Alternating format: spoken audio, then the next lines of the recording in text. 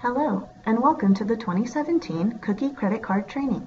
Have you ever had customers at your cookie booth that wanted to buy cookies but couldn't just because they didn't have any cash? Well, cry no more. Now your booth can go credit with our 2017 Cookie Credit Card Pilot Program. Credit cards? Say what? What? This training will cover a brief overview, the what and the why for this program, requirements for participation, credit card safety, tips to offset transaction fees, rules and restrictions, who to contact for help, and frequently asked questions. Sounds quacktastic. Hi, I'm Thin Mint, here to give you the overview. A talking cookie? You better believe it. Listen up. Participation in this program is completely optional. It is entirely up to your troop to decide.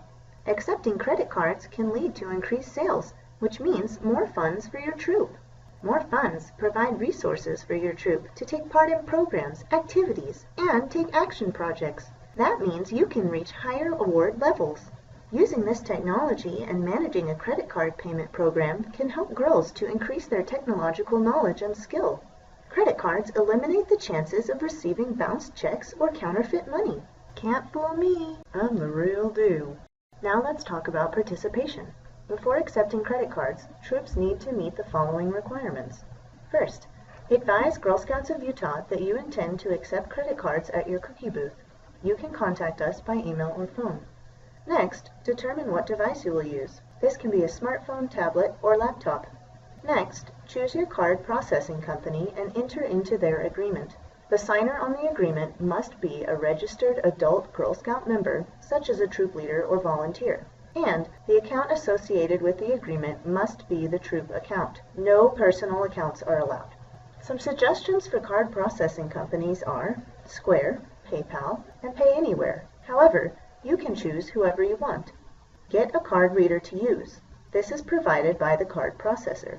A magnetic strip reader is usually provided for free, but chip readers, which provide better security, are typically purchased from the card processing company for an additional fee.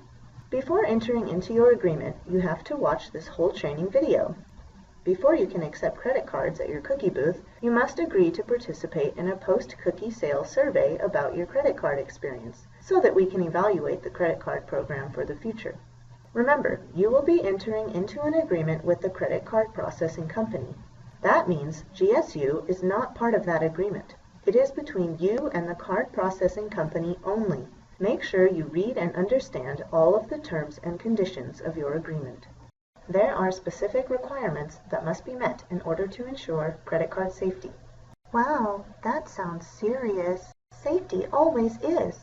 Don't worry, I'll help explain the safety rules. Me too. Hey there, Tag Along. Why aren't you wearing your party hat? Because, my dear Samoa, safety is no laughing matter. Any payments from the card processor must deposit into the troop bank account only. You cannot use any individual or personal accounts. All card readers need to be PCI DSS compliant.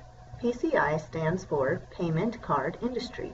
What this means is that when you choose your processor, whether you choose Square, PayPal, Pay Anywhere, or some other card processor, you need to make sure that they are PCI compliant before entering into an agreement with them.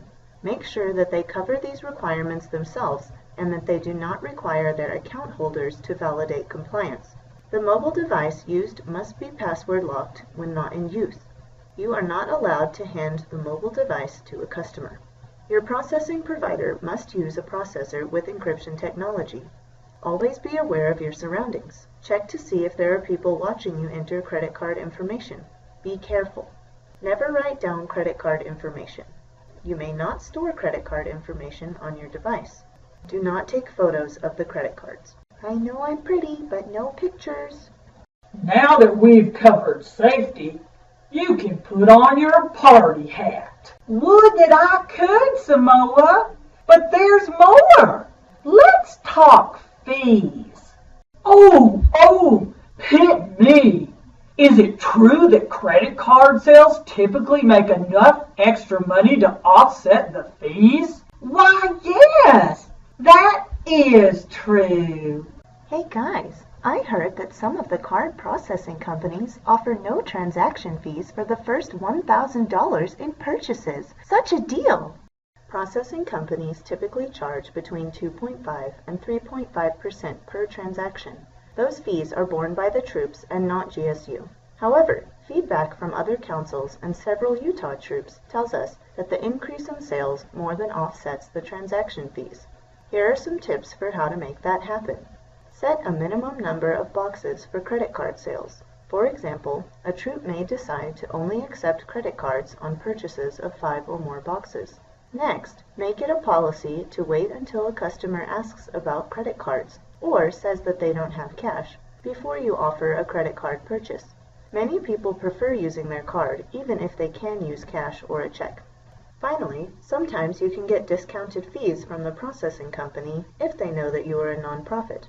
Companies love to help support nonprofits and all of the wonderful things that Girl Scouts does for girls. Don't be afraid to ask. You might miss out on a great deal. Should we review the rules?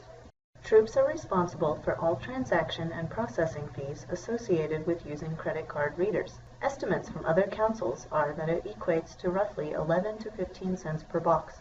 The card reader must be attached to a Girl Scout troop bank account. All cookie funds must drop directly into a Girl Scout account. No small business accounts or personal accounts are allowed. Troops must adhere to their agreements with their card processing companies. GSU will not be party to the agreements between the troops and the processors. Troops may not increase the price of cookies or charge additional fees to a customer for using the card reader. However, unsolicited donations are acceptable. Troops are liable for any fraudulent charges incurred. Cards may only be accepted for booth sales and not individual girl sales. Thin Mint here, back with the frequently asked questions. Why is the program going into effect for 2017? Feedback from council membership is that credit cards would be a welcome addition to the GSU cookie program. The modern consumer expects to be able to use cards, while research shows that card acceptance increases booth sales.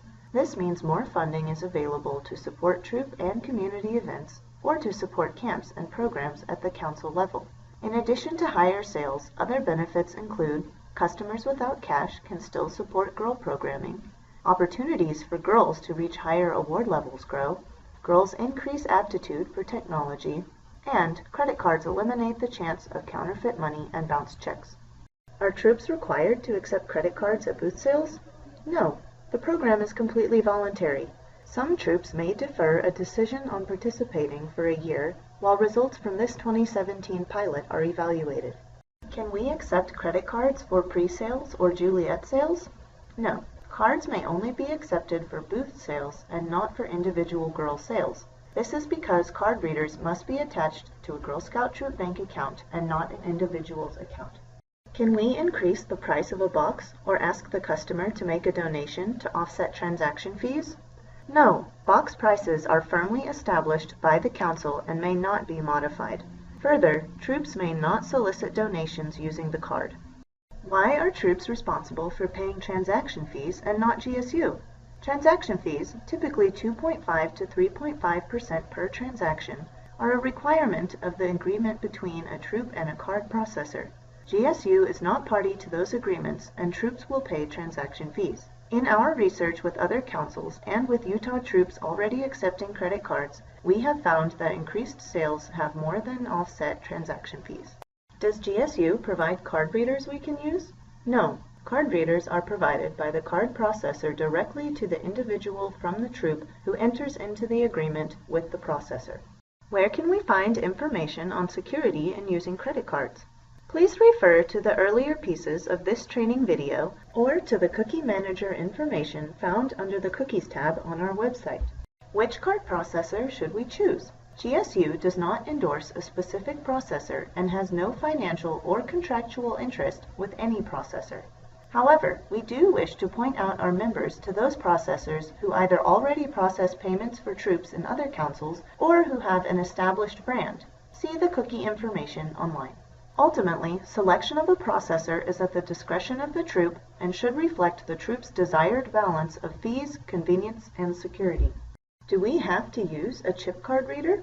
No, the decision to use chip-capable readers instead of traditional magnetic strip readers is at the Troop's discretion. Chip readers provide an extra layer of security above a traditional magnetic strip reader. However, these readers are more expensive to manufacture, and processors typically sell the readers to Troops instead of providing them for free like they usually would with a magnetic reader. If Troops elect to forego using a chip reader, it is important to know that the EMV liability shift of October 2015 transfers the burden of liability for fraudulent card use onto the merchant, in this case the Troop, instead of the bank or individual where a chip card is used at a magnetic stripe reader terminal.